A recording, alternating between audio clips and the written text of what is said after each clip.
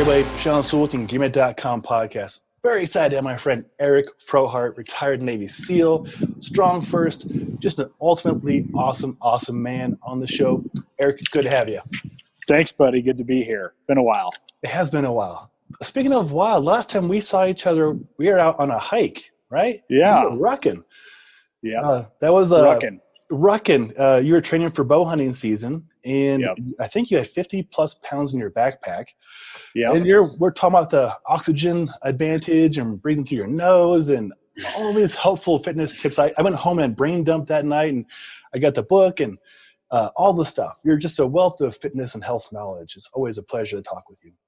Yeah. Well, you're too kind. I wouldn't consider myself a wealth of knowledge on anything. Well, I always enjoy hanging out with you and doing fun stuff. Let's talk about your background. So we're both Midwest folk. I grew up in Nebraska, Omaha, like your wife. All right. Yeah. And you're from Iowa. So I'm from Iowa. My wife's from near Omaha in Ginger Cove. Oh, I don't even know that. It's such a small place. Yeah. It's out by Valley. And I have my brother, one of my brothers, and my sister live in Omaha now. So we know Omaha pretty well. Nice. The zoo, best zoo in the nation. Awesome. So you grew up in Iowa on a farm? Yeah. Is that correct? Yeah, that's correct. Wow. On a hog farm. That's awesome. So what's that like? I mean, growing up in the Midwest, I know our values are like nice, salty earth people, but growing up literally on a hog farm, that's got to be entirely different.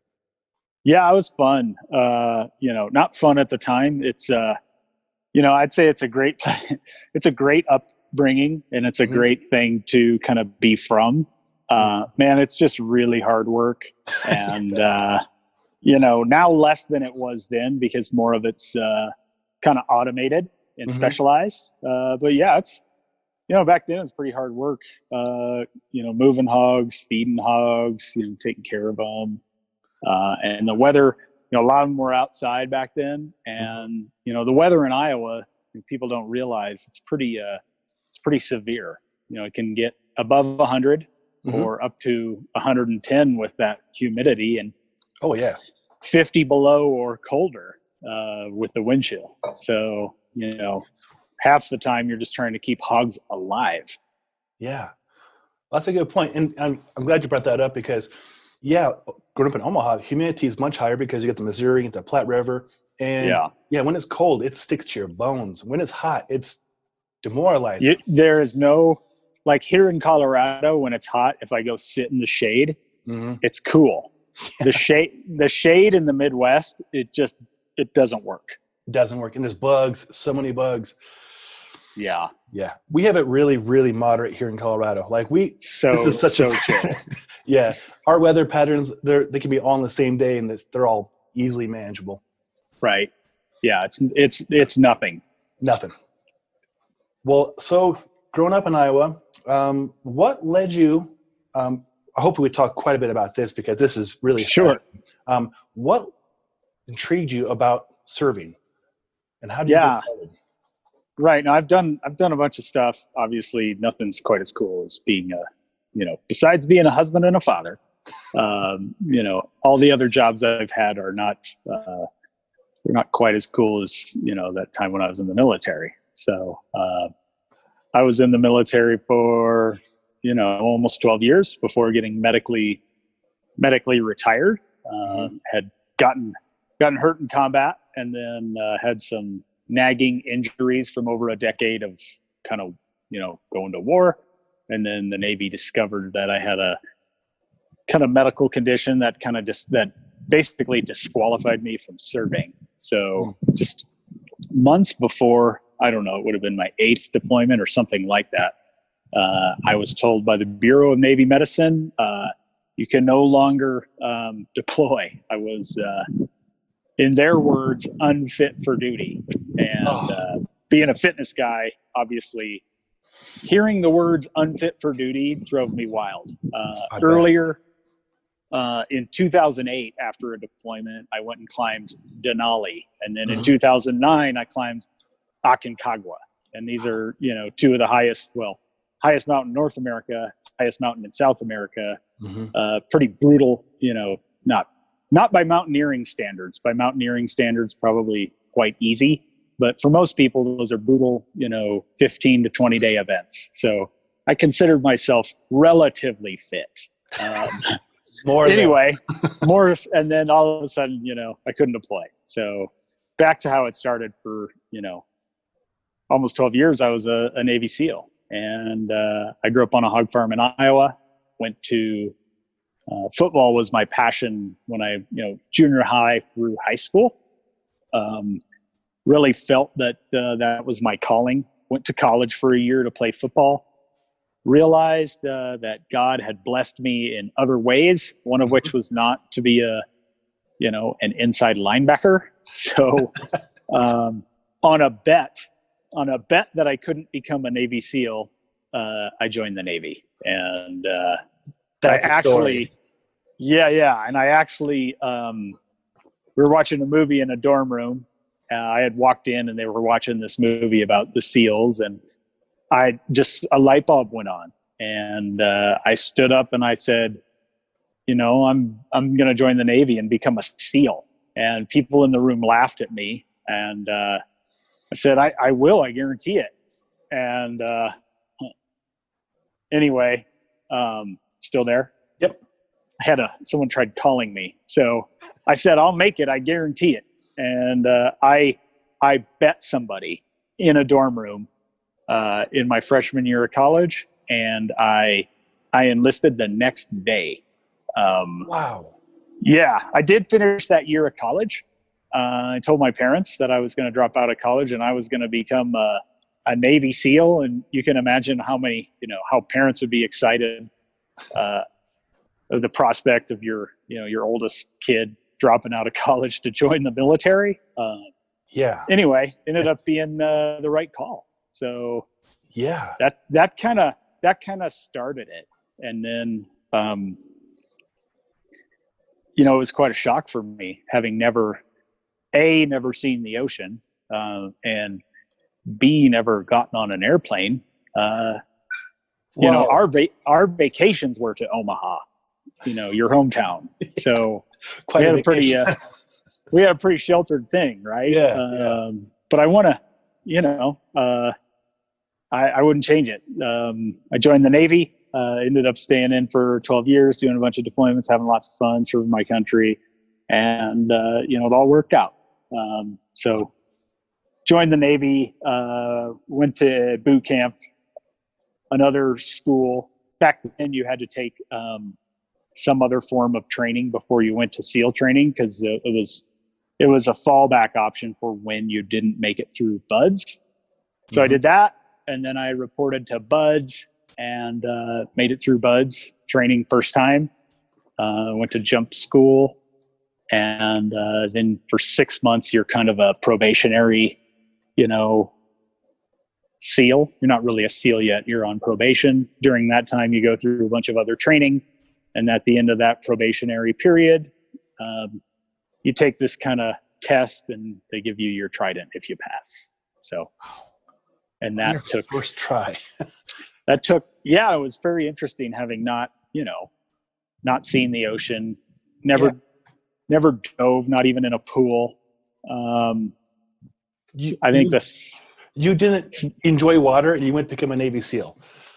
Well, I mean, I swam in pools, but I never was I never had gone scuba diving. Sure. Right. Sure. Or, I water skied and inner tubed, but I wasn't recreational. I wasn't a waterman by any stretch. And then, so I always had a steep learning curve.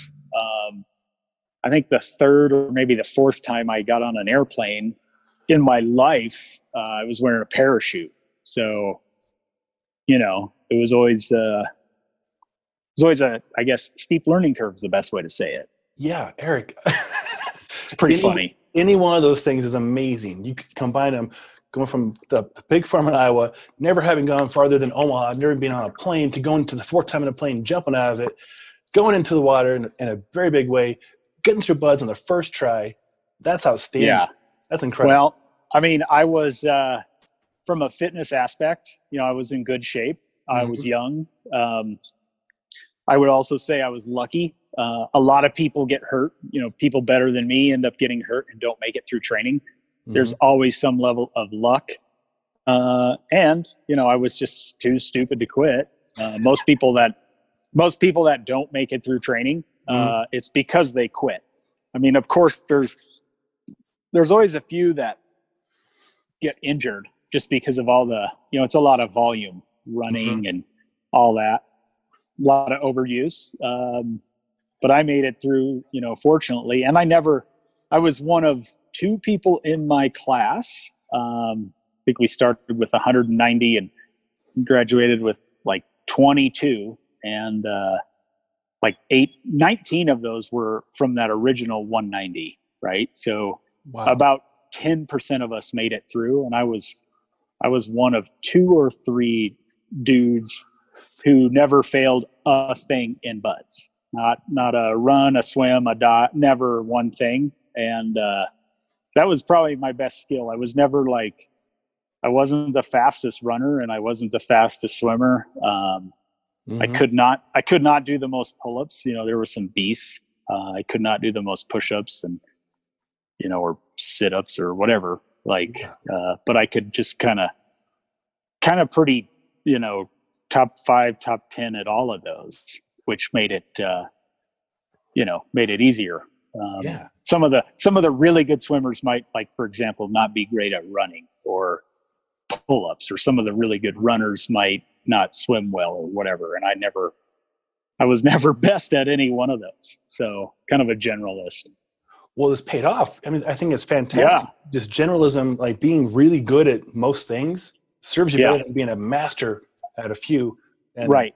Yeah. I'm never going to win some championship, but, or a title, but, I can do a lot of different stuff.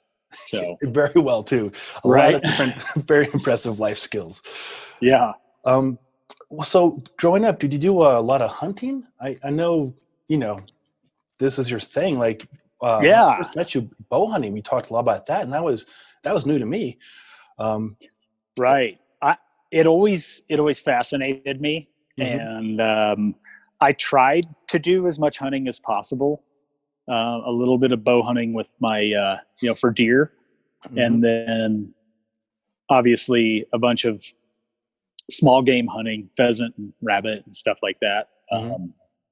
One of my fondest memories is just hunting pheasants and rabbits with my grandpa, whenever we'd go visit. But for the most part, I was too busy on the farm to really go hunting that much. Yeah.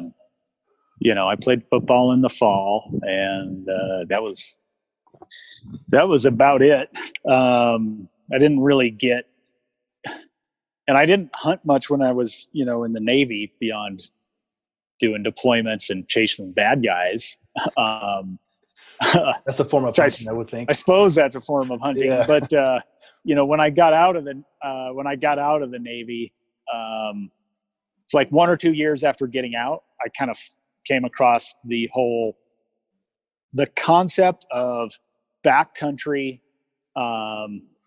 hunting, where you're self-supported for 3 to 5 to 10 to 14 days, and you have all of your world in a backpack. Yeah. And you're hiking and you're hunting and you're camping and you're kind of self-sustained. For me, that filled a void, sort of left behind when I a void that was in me from leaving the military, from a fitness perspective, from just the sheer volume of gear. I love the gear. I love the procurement of gear. I love planning, breaking out a map and doing some land nav and syncing my GPS and using a compass. To me, it's one of the funnest things you can do is traipse around the woods, chasing an animal, trying to navigate with map and compass, eating dehydrated meals, sleeping under the stars, and purifying your water. It's just it's so much fun, and it just resets your, a week plus of purifying water makes you have such an appreciation for a water faucet. Yeah. Right. Or, exactly. Yeah. Yeah. Or a week of sleeping on a little Thermarest mattress, like makes your Casper mattress seem like, 5-star. So Absolutely. I feel just you on stuff that, like Eric. that. Yeah. And like the biggest thing, like the food, like you can come down after a week in the mountain and, you can go to Red Robin and it's gourmet. Like you don't you Yes. totally reset your entire baseline. So it's great. Oh, that's a very good point. And I think a lot of our listeners and viewers can relate to that because like the very first time we met and we talked about gear for a long time, right? We were talking about water purifiers, water filters. Oh my gosh. Yeah, it was such a pleasure. And to know that you and your guys were out there testing these things in crazier conditions than what I and my friends do, but still backcountry traveling, backcountry hiking, camping, backcountry skiing, backcountry splitboarding, just being out there, right? And just being self-sufficient and being not necessarily off the map or off comms, but just being present. Yeah. You do come back, like you said, the French fries taste better. Everything's better. Everything's better. Yeah. And it's fun. I went a couple of years ago where it was like 3 p.m. and this is one of the best parts. We live and die by our calendars and our busy schedules. And I don't know, it's like 3 or 4 years ago, I forget, but it was 2 or 3 p.m. and like I had finally looked at my watch and I was like, it's my birthday. Like my birthday had almost passed and I didn't even register. And just so, there's an unplugging aspect as well. Yeah. Oh, that's beautiful. So, yeah. Well, I don't know about you, but I spend probably 3 days a week on average camping and in the mountains. In the last 2 months, obviously, we're going through a situation where we're not allowed to go up there. And like we're talking about, giving things up makes you appreciate them more on a lot of levels. Right. So I believe, if I read everything correctly, we are allowed to go camping. So I'm already packed. I'm ready to go. You're bolting this weekend. Oh, I'm going tomorrow. I would have gone today. Oh, nice. Nice. This conversation. But yeah, I can't imagine how rewarding it's going to be to just be up there and just no cell phone, just sit in the snow or the dirt wherever we go and let the dogs run around and just soak it up. It's so great. I don't have, I can't just up and leave today, but I'll definitely be camping soon. I think we're in the final week of, so I have 4 kids. The youngest is 8 and the oldest is 14. And we're in the final week of homeschooling. So we gotta finish strong and, help them, make sure they get all their work done. Absolutely. So it's a whole new, it's a challenge getting a second grader to connect on a Zoom call. Let me tell you. I don't know how people do it. My friends, it's hard enough. It's hard enough for us. Right. It is. That's very true. I really enjoyed watching all my friends who are parents adapt and become, their kids' assistants basically. And, but also I was talking with a couple of fathers this morning about, hey, we're going to bug out in about 2 weeks. Let's get a big old convoy and go head out. And a lot of them do teardrop trailers. I have a rooftop tent. Of course, I have like 9 tents to test for Mountain Hardware and North Face. And so I've got a plethora of gear if you and your family need anything. I need to test some tents. So we'll connect. Got you covered. We'll connect on that one offline. Even in the backyard, I would test a tent. So it's beautiful right now. Yeah, it's gorgeous right now. The last snowstorm we had, I was testing out some tents on our deck. Like we live in a condo, right? So we have tents on our deck, and neighbors are walking by. Usually, I saw those photos. That was a good time using kettlebells as tent stakes.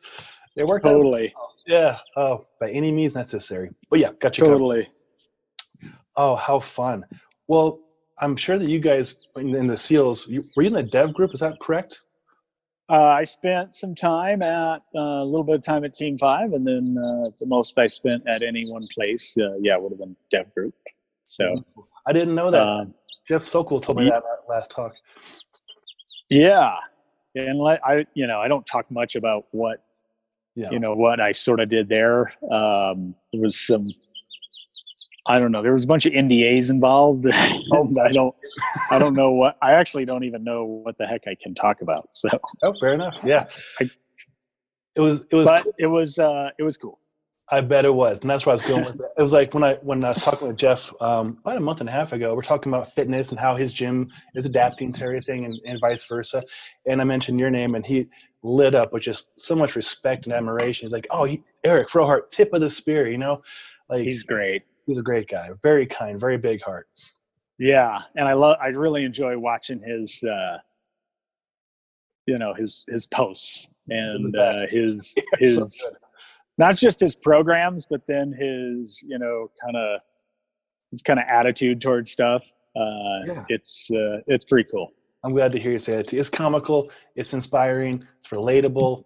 Yeah, it's all of the above. Yeah. Not to mention he's pretty damn fit himself and strong. Yes, he is. Yes, he is. That's another thing too. Like, because of you, I've been allowed to meet so many wonderful men and women from StrongFirst.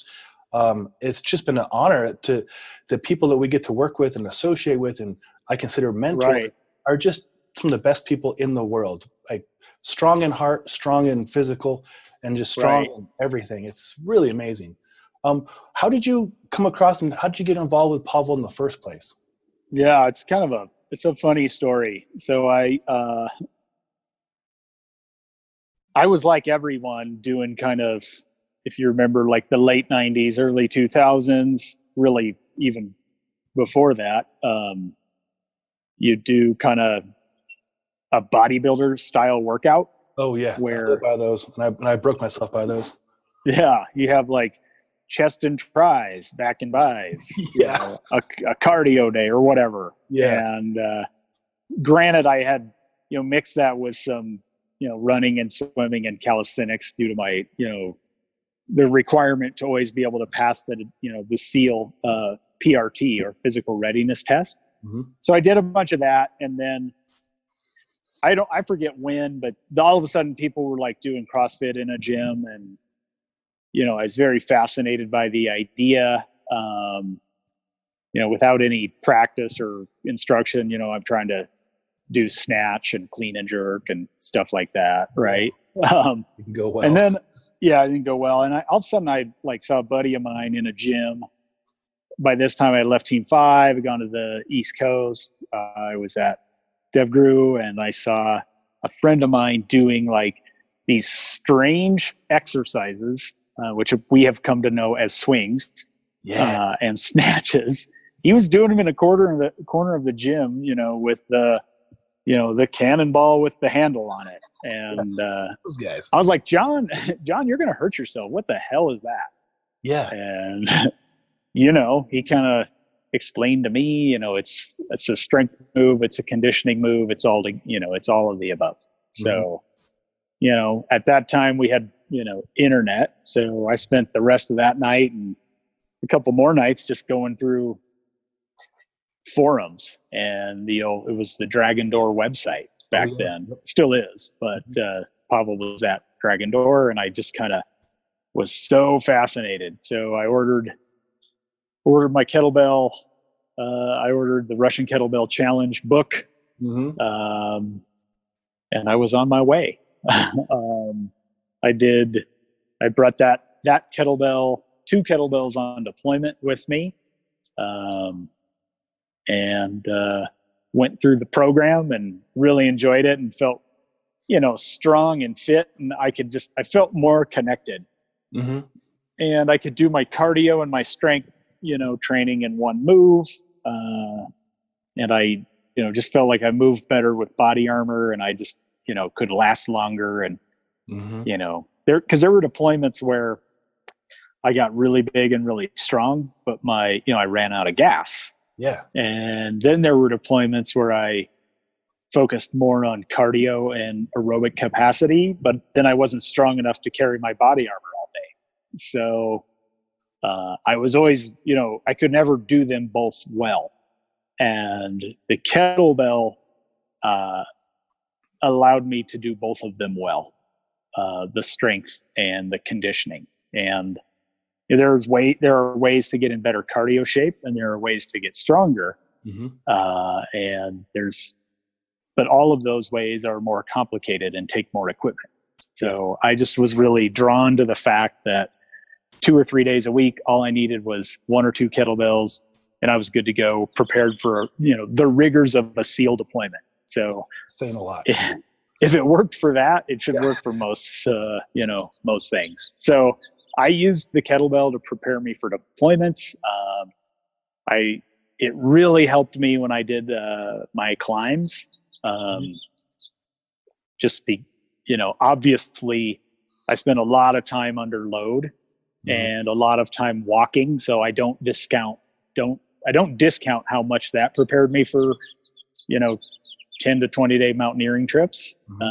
But the kettlebell just gave me overall strength and conditioning and health and things like that. So anyway, I was a big believer in it. And towards the end of my career, I was like, I might as well go get certified as a kettlebell instructor. I don't know what I'm going to do. So I did that in Minneapolis, and I think it was I want to say it was 2009. So I did that, and that was as an RKC.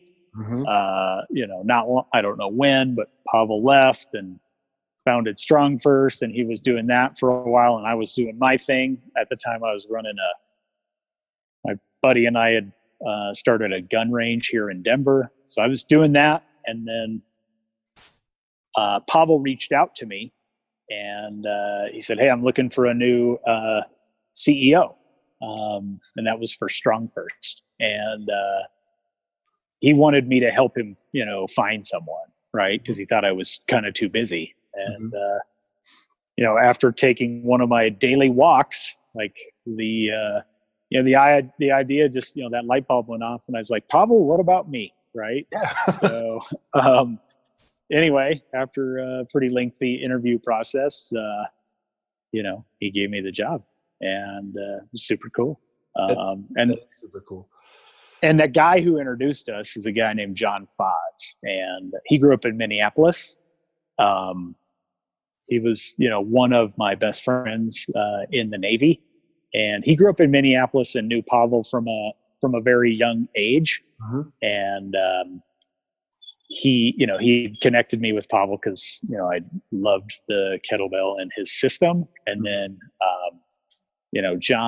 John's one of my teammates who died in the helicopter crash back in August of 2011. So anyway, awesome. It kind of all connected through John. And then, you just never know how things are going to work out. No. Well, it's kind of funny when our mutual friend Karen, who I was training with kettlebells, said, "You would like my friend Eric. He likes to go outside a lot. He likes kettlebells and he likes gear. I'll give you his." So I blindly email you, right? And I would go to meet and get coffee, not knowing you're the CEO of StrongFirst. And I'm like, oh my gosh. And so obviously, you're in all the books and you have all the articles, and you ran the company so well. There's a nice shout out to you in the book, obviously. So yeah, so cool. Great. I don't think I wasn't in all the books. I was in that one for sure. But you were. I have all the books. But, thanks to you, I have all the education from StrongFirst. Right. I mean, It's been so fun to pick your brain. Like, this one's a lot of fun. The Mountain Strong one. Yeah. Bizarre. But the Strong Endurance one, that's the one I think that I am most in love with and still use. And you probably do too. Right. I use it a lot. Yeah, I was just in the 033C before this call. It just still works. It's just simple. You push and you swing. But it's a very good minimum effective dose strength conditioning program. It's one of those programs, like, there's ways to get in better shape, and there's ways to get stronger and more fit or whatever. But that is the amount of value you can get out of those short sessions is phenomenal. Oh, it is. And, you were so helpful when I was doing the 033. You were doing our friend Matthew Flaherty, who I'm going to have a podcast with tonight out in New York City, him and his wife. Yeah. Such a good guy. I remember Matthew. Oh, he's a character. I love that guy. So in this book, this is open to any civilian, any person who wants to purchase it. I would recommend it. And that program that Eric and I are talking about is the primary part of the book. And there's page 43. There's Eric right there. My name's in there too, which is really cool. There's Matthew's name right there. Yeah. And then here in the audiobook of Pavel saying our names out, I was like, I want to make that my ringtone on my phone. It's so cool. Yeah, right. This is cool. Yeah, and that's been a good program for me. 033 as a incorporating in his, it's his book, Quick and the Dead, and incorporating that 033C into my kind of when I switch over to pre-hunt programming, doing that 2 or 3 times a week, along with two hikes a week. It's a great way to get prepared to carry some load. That makes sense. And, like you, I use it 2 or 3 times a week as well. And I spend probably 2 or 3 days a week, not hiking, but backcountry splitboarding. So basically ascending a mountain, like you do with the skis. And that's my training. That's my training as much as possible until then it's hiking and backpacking. Although I'm not carrying out as much weight as you're carrying now. Well, I don't always, that's always kind of my ramp up. I build up, to the 50-pound. An elk quarter can weigh more, 80 pounds or more. Right. So it's kind of when you have to carry an elk quarter, 3 to 4 miles to your car, up and down, the mountain or over deadfall trees or whatever. Right. Like not your normal hiking trail. Well, put it this way, going out and doing runs will not prepare you to do that. So anyway. So for people who do want to get into bow hunting, would you recommend adding in a day or 2 of rucking or for their fitness? Yeah. Strength training is obviously paramount. But there is, the closest you can come to mimicking the event, the better. Yeah. And there's no amount of kettlebell swings that will prepare you for, 12 hours of hiking. Your legs and your lungs might be strong, and your core will be strong, and your midsection will be strong, but you've neglected to train your feet or to train, having load on your shoulders or tweaking your hip belt, all that kind of thing. Yes. If you don't do that, it can be, you can find out the hard way. Yeah. Put it that way. You're going to have a bad time. Yeah. A couple miles away from your car. Yeah. No, that's true. I've been fortunate to train a few bow hunters, and they know of you, and they're going to love this episode. And they bring in their kits and like they're really awesome backpacks. Like my backpacks are made for like 35, 50 pounds of backpacking, right? Your guys, right. You're going to go in with like 20 or 30 pounds, going to come out with 80 more pounds, right? On a good day. Right. So it's a different scenario, more rugged, like Mystery Ranch and all these other really cool companies. It's cool. Yeah. Mystery Ranch they're great to work with. They have great packs. I have Mystery Ranch, Stone Glacier. I have mostly now. I have this company, Sitka gear. Oh, yeah. Great, awesome stuff. Really enjoy their gear, and it's like you said. It's good to have a light backpack, but you want to make sure that backpack can still handle 100-pound loads when the time comes. So exactly. And optics too. I see you got the Costa Del Mar sunglasses. We're big fans of Costa. Well, no, these are the Oakley's. Gotcha. Yeah. I've had Oakley's or Smith. I don't. Yeah, you're a Smith guy. I thought. Yeah. Well, I'll get you a pair. I like them. I like them both. I don't really. Yeah, good optics. Yeah. When you said optics, I thought you were talking about binoculars. So, that's something I don't know enough about. And spotting scopes. So, yeah, that makes sense. Would you call that? Yeah. It's like glassing when you're getting visual on something. Yeah. That's cool. That's a great way to I forget the expression, but it's like cover the terrain with your eyes before you cover it with your legs, right? That's wise for a lot of people.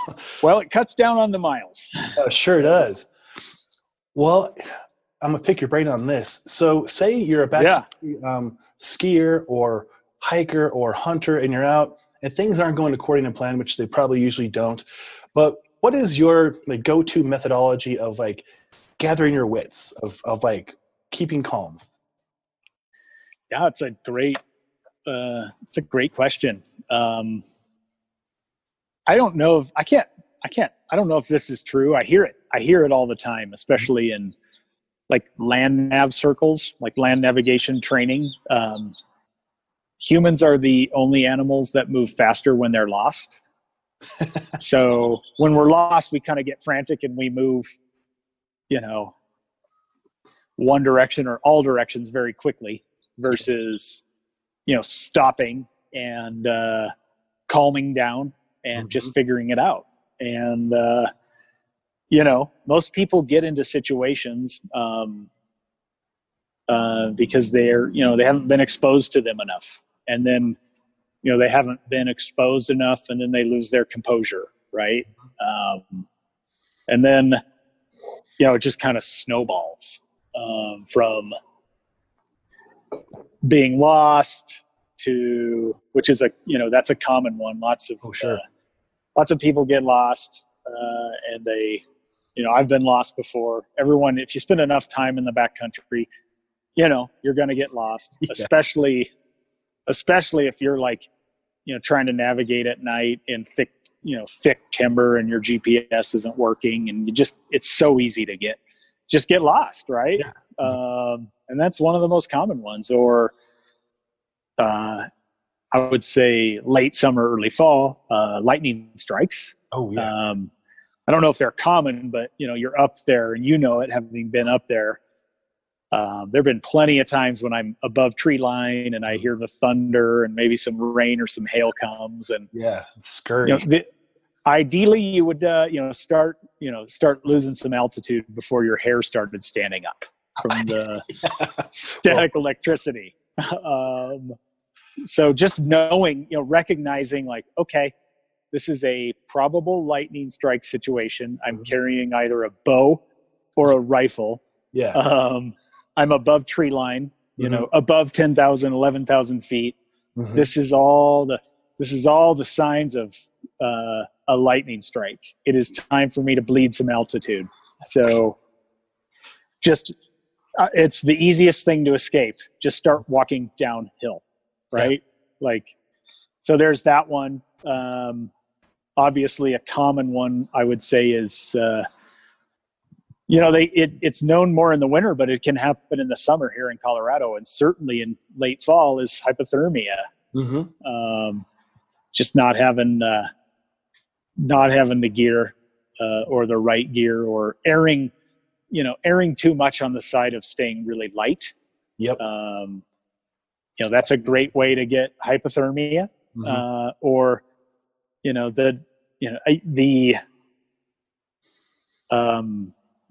having experience can help you deal with those things. And until you get experience, you have to carry more gear. Yeah. Right. I carry a lot of gear because I'm so used to going out with people, and I enjoy this. I like gear a lot, but I'm so used to going with people who under-prepare and, like you said, hope for the best, that I'm just so sick of having to be the hero that I just carry more gear. Like, I kind of pride myself now. I want to be able to do 5 to 7 days of hunting with my fully loaded pack to weigh 35 or less pounds. Wow. So I'm really trimming the fat. Yes, you are. Are you using a tarp, or are you I'll use sometimes a tarp or an ultralight tent. Very obviously this is fall hunting, not late fall. This is like September, hunting. And I'm not that comfortable, and I barely have enough food, but I'm not out there for, I'm not out there for that. I'm out there for something else. So, but that's a fine line. It's very easy to carry too little and be very miserable. And if you get too miserable, it's going to affect the number of days you can spend on the mountain. Right. And What about repair kit, like, and first aid kit? Like, what are your essentials that you always keep with you? So, gear wise, Mm-hmm. I'll have obviously, I kind of separate it into three categories, right? The what I'm wearing on me right now, Mm-hmm. um, which is your base layer, your pants, your shirts, that sort of thing. Socks and boots. Boots being very critical, obviously. And then it's the equipment I carry, which would be, in the military, you call it your second line gear. And that would be my binocular harness, which has my binoculars, maybe my handgun, um, my calls, my GPS, my compass, Mm-hmm. my Calls are those animal calls? yeah, elk calls. Yep. And then, so that's kind of the gear that I'm carrying. Obviously, if it's archery, my bow and my arrows and my, all that gear. And then third line is everything I put in my pack. And that is obviously that's very dependent on the where you're going and the time of year and the duration. But you're always going to have some sort of shelter and sleep system, a tent or a tarp, a thermarest or a ground pad and a sleeping bag. Mm-hmm. And then you're always going to have so that's your shelter, your sleep system. Then you're going to have food and water. So some kind of a way to collect water and filter it. Mm-hmm. Obviously a stove and some dehydrated food. I like to add plenty of, like, I have these little Nalgene bottles with like one's MCT oil, one's like olive oil, one's whatever. Love and then, perhaps most importantly, your coffee. So gotta have the coffee. that was like gear of the year for a reason. Yes. So you got your, whatever kind of coffee, you have, and then you have different warming layers. Maybe a mid layer, maybe a puffy coat, obviously, some rain gear, Mm-hmm. extra socks, maybe, some stuff like that. A kill kit, which is, so like game bags, your knife, your skinning knife, and just something to, quarter out the elk or the animal, maybe some 550 cord to hang it from a tree, keep it out of the, reach of a bear, and stuff like that. And then, some first aid stuff, obviously. Mm-hmm. And then just I always have like an emergency kit, like extra ways to start fire, for signaling, for emergency shelter, things like that. And maybe a spare ration. For the most part, I don't get too old school survival I want to have 3 or 4 ways to start a fire. I'm not going to hang out there and make a bow drill. Like, if it gets that bad, I'm walking to my car. Yeah. So, I don't Bear Grylls style. Yeah, I don't really need to do that. It's not, so I'm not like a primitive skills survival guy. I'm more of a carry 4 or 5 ways to make a fire guy. I like that a lot. I can respect that. Yeah. So that's super helpful. Yeah, there's a lot of similarities. Obviously, not being a hunter myself, the calls and the kill kit, and I do carry paracord for sure. Actually, right. A different kind of cord these days, Spectra cord. Yeah, no, I would carry that. I still have yards and yards of paracord. I bet. I bet you do. Oh, that's really wonderful stuff.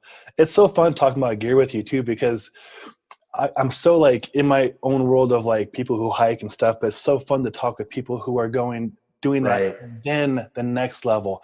And it's fun picking the brains of especially bow hunters, because from what it sounds like, the odds are not in your favor. I mean, 8% No. success rate, give or take. Does that sound about accurate? Yeah, it depends. I know it's under 10%, depending, if it's Colorado, Colorado public land, over-the-counter draw, meaning it's not a preferred, game management unit, and you're doing it on public land. Depending on the unit you're in, it's definitely well below 10%. So it's kind of the, that's the appeal too. Right. Yeah. So Because you want it to be easy. I know one of my guys I trained, he was successful on 2 of his trips. And so he brought back quite a bit of elk. So I've got a little deep freezer we got from Costco, and I've got a section of elk. So excited about it. Yeah. It's great. It's great. It's the best. It's one of my favorite, like, big game, wild game meats for sure. It's very close to beef. Yes. I would say just slightly, you gotta be careful. Just don't overdo it. When it gets wild game gets a bad name because people kind of overdo it. And if you don't overdo it, it can taste great. That's a very good point. Actually, I went and got a meat thermometer. I was like, I could cook fine and I can do all my steaks by hand. No, I made the mistake of overdoing a tenderloin and ruining it. And you gotta cook it rare. Yeah, you gotta. Yeah, medium rare on elk is like you're starting to get pretty overdone. So, that. And then also, I think at least his butcher had mixed in some pork for some sausages. Typically on the ground elk. They'll mix in some sort of butchers call it suet, but it's some kind of fat, either pork or beef, or a combo. But yeah, it does. Otherwise, it just doesn't stick together in a burger. It makes sense. It's so lean, right? It's just so lean. Which, it was a nice appeal to it. And then, like you said, like the actual hunt, like the low success rate, and the challenge, right? Very appealing. I've heard of people who would come to Colorado to bow hunt elk over going and doing some, in my opinion, crazier hunting, right? Because it's so much more challenging. Well, I mean, it's bow hunting on public land is pretty challenging everywhere. Other states might have better success rates, but Colorado just has more options. So it's one of the, it has the largest elk population, and it has the most public, over the counter hunting opportunities. Okay. And in spite of all that, it's still, elk populations are, they're still down. Sidebar, I really hope they don't, introduce wolves out there because they'll make it 10 times worse. So yeah, I'm glad to hear you say that. I was talking with some other friends. It's a very common topic right now, heated topic about bringing wolves into Rocky Mountain National Park or what have you to try and think, why wouldn't they just let you guys go in for like a long weekend and fill your freezers? And I don't know. It's, it's kind of, I understand wolves were here or whatever. But as my understanding goes, they're bringing in a different species, number one, than existed here previously.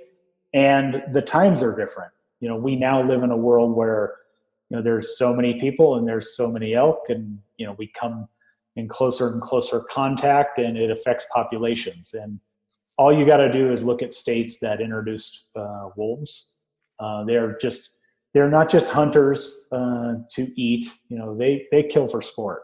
Right. Yeah. They are pure, they are real hunters. And they will, states like Montana have just decimated areas. You can go out for a week and not see an elk. Parts of Wyoming, parts of Idaho. I've just heard too many horror stories from hunters who know, and they understand the problem. And, Colorado has prohibited its, Department of Parks and Wildlife, or its Department of Natural Resources. I forget what they call it here, but they've prohibited their people from talking about it, which is complete, nonsense. And now, we have a system here, as where you can put things on a ballot measure, and if it gets enough votes, then everyone gets to vote on it. And, people don't, most of the people who are going to cast this vote live in downtown Denver. And yeah, they have no understanding of they have no understanding of what they're about to do. Wolves will, they're hard to kill. They'll overpopulate, and pretty soon they'll just, if you enjoy seeing elk and deer and sheep and stuff like that, don't cast a vote to allow, someone from California or New York to come plant a bunch of wolves into our forests. That's well said. I'll get off my pedestal. Sorry. No. I want your take on this because I respect it as much as anybody. You know what you're doing, and I'm glad to hear your take is in line with what I've read and what I believe too. So that cool. Makes me feel a lot better about that. And let's talk about what are you up to currently? So I saw the Defy shirt. What's this all about? Yeah, I am helping. I'm helping this company. It's a very cool Colorado company founded by a friend of mine, and along with TD, Terrell Davis, Broncos legend. And they have a few different CBD products, a balm, a tincture, and most notably a sports drink. And they're all 0 THC. It's very high quality CBD. I forget some of the science stuff behind it. That's not, what I do with them, but it's helped, it helped TD with his knee pain. And then it's helped others. It's helped my daughter very recently overcome some migraines. So wow, I believe in that. And I lost a kidney in the military. So I'm not allowed to take any like pain meds. And I train pretty hard. And I have some inflammation, so it's helped me as well. And anyway, I help them. I'm helping them with their kind of a campaign to give back, and most notably, or specifically, they're very interested in giving back to the community and helping military and first responders. So, with my background in the military, that's kind of what I'm kind of helping with when I can. That's awesome, Eric. That's really cool. Yeah, I know a lot of our fitness friends in the last few years are getting on the CBD and for good reasons. Like you said, inflammation. I have arthritis in both my feet, and sure would be nice to have some relief from that inflammation for sure. Well, check out their, they have the tincture, which you put under your tongue, which for me, like some nights I fall asleep really well, and some nights my mind starts racing. So get that has helped me kind of calm down, specifically at night. And then after my workouts, I was drinking one earlier. I have a Defy, it's a CBD infused drink. So they have one of the first or the first bioavailable drinks of CBD. So they're because mostly you have to put it under your lip or rub it on as a balm. But their science, they've figured out, and I should be more educated on this. I will. But they've engineered some sort of formula where you can actually get the benefits of CBD by drinking it. So that's great. I know a lot of supplements, that are great, are not very bioavailable. So that's like the magic is how you get the body to actually absorb and utilize those nutrients effectively. So, right. Well, that's awesome. So check that out. And I'm super excited to, they had a great company, a friend of mine, and some other folks there, and obviously TD, and then hopefully I can help them, partner with do some military stuff. So that's a win. Super cool. That's very cool. And Blue Core, still operating Blue Core? Yep, Blue Core is still trucking along. I've definitely stepped down from the day to day, and kind of a minority owner. Don't really go out there much unless I want to go shoot. And I'll still teach people from time to time, how to shoot and help them get their concealed carry permit or something like that. So, that's wonderful. And now I'm taking my son shooting a lot. So it's a lot of fun. That's so cool. That's right. I know you've offered to teach me to shoot, and I will take up on the offer. I know if I'm going to learn from anybody, it's going to be from a Navy SEAL sniper. Yeah. Oh, yeah. It'll be great. It'll be great. Well, it's wonderful, Eric. Is there anything else you'd like to cover? I always love bending your ear. Yeah. So how many days did you get splitboarding? Did you get it shut down or when did you shut it down? I shut it down. I was reading a report. I think Tim Ferriss put it up the first week of March, and I was like, this could get really squirrely really quickly. Right. And then obviously helping run the backcountry ski and snowboard group, which we have like 8,600 members now in this Facebook group. It's a private one. Yeah. So there's 5 admins of us total, and we're all doing our best to try and lead by example. I know it's some people are still going in the mountains, like today, and those are my friends. They're having fun. They're being safe as possible, trying not to do anything too crazy, but it is backcountry skiing. It's inherently dangerous. I took a different approach. I tried to listen to the Mayor Hancock's recommendation of staying 10 miles from home. I haven't been more than 10 miles since March 14th or 15th.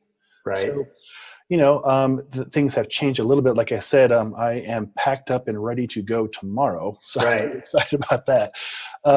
So usually like March, April, May, and even some parts of June is like prime time for when I get up there 3-4 times a week. So this season, I probably only have, shouldn't I say only, probably 30 days as opposed to like 100. Yeah. Yeah. No, I think I got 15 days on, just lift skiing. Oh yeah. And then I didn't get a lot of backcountry skiing, obviously, because that, for whatever reason, kind of do that later in the year or whatever. Yeah, it's safer later in the year too, Is that what it is? It's just the snow has kind of packed down? Yeah. A lot of the lines you do want to do in Vail, like I know you like the blacks and all the hucking yourself off of cliffs and stuff, and I wouldn't touch any of that until like right now because the snow it's definitely bonded and formed and it's way safer. Yeah. And, I mean, I learned all this stuff in like the area level 2, which is just super nerdy snow science basically, right? Just learning that snow is basically ball bearings and they're moving all around. You want them to be cohesive, predictable, manageable. So we'll have to go do that. We'll have to do that next year. I'll hike up in skis. I'll skin up in skis, and you can split board. But I'll look forward to that, Eric. I know. Yeah, I've scoped out some lines for you, and I got some good ones picked out. And that was you touch a very interesting point on. It wasn't that I was worried about getting the virus outside in the woods because it's easy to be 6 foot away from someone. Sure. I was more concerned with going big, getting hurt, and now going to a hospital that's already crowded and being exposed, being around people who are sick, right? Mm-hmm. It just, I tried to mitigate the risk a little more. Yeah, that's very wise of you, especially with the family. And I feel you. I didn't want to tax those communities. I even reached out to some friends who are nurses and doctors in Summit County. And I said, what's the best practices to help you in your job, in your safety? They're like, don't come up. Just don't come up. Like, yeah. They got hit pretty hard. They did. They were the first ones. Eagle County, Summit County, just because of the global nature of those cities, those areas.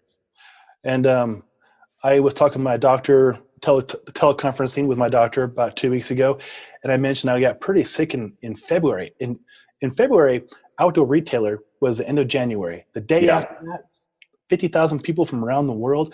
I was so sick at 105-degree temperature for 2 days. I hallucinating, but like flu, but like really sick. I was like, Doc, I had the dry cough. I like needles in my chest and all that stuff. And so I did my COVID test. Got my results about an hour before this. Didn't have it. I was bummed. I was like, I'm pretty sure I had it, but I didn't have it. Yeah, I had the same thing after SHOT Show. Exactly. You were at a big show, a lot of people, and then And I went in for a flu test because I was like, I went 4 days without eating. Yeah. I had this thing for 5 days. I was just sick and shaking, and I went in for a flu test. They said, you have a virus, but it is not A or B.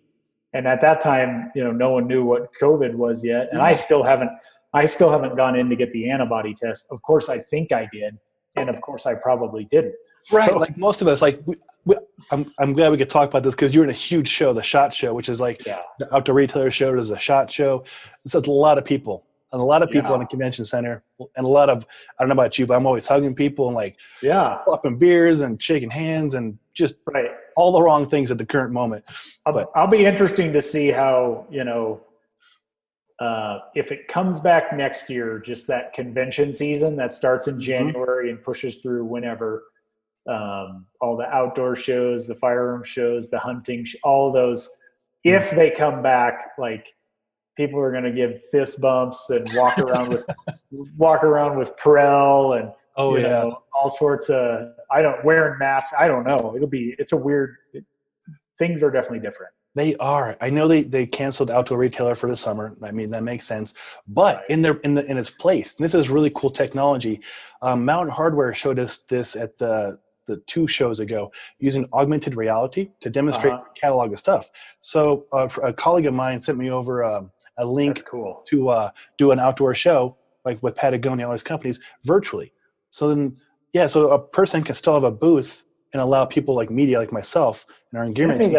Send me that link. I will. I think you get a kick out of it. It's an amazing way to adapt to the situation. A friend of mine is the big game category manager at Sitka. So I'll forward that to him. Maybe they have a way to use that. They probably already do use it, but if they don't yet, they could help them out in a big way. Yeah. And so now I am training for this Murph challenge on Memorial Day. So that's about it.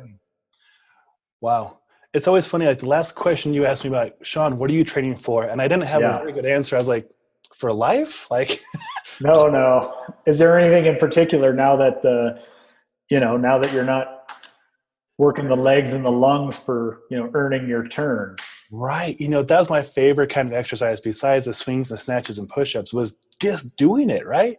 Yeah. So, what I'm training for is to get back to being able to do that and take my dogs on some big hikes, go backpacking. Yeah. That's about it. Quality of life is what I'm training for. Right. There you go. Yeah. Awesome. Well, Eric, thank you so much for your time. It's always a pleasure. You're a great friend. You're a great asset. You're a national treasure, man. I appreciate you. Well, I think that's quite an over-exaggeration, but I appreciate it. You're a great friend too. I really appreciate the opportunity, and get up there on the mountains and stay safe, bro. You got it, Eric. Take care.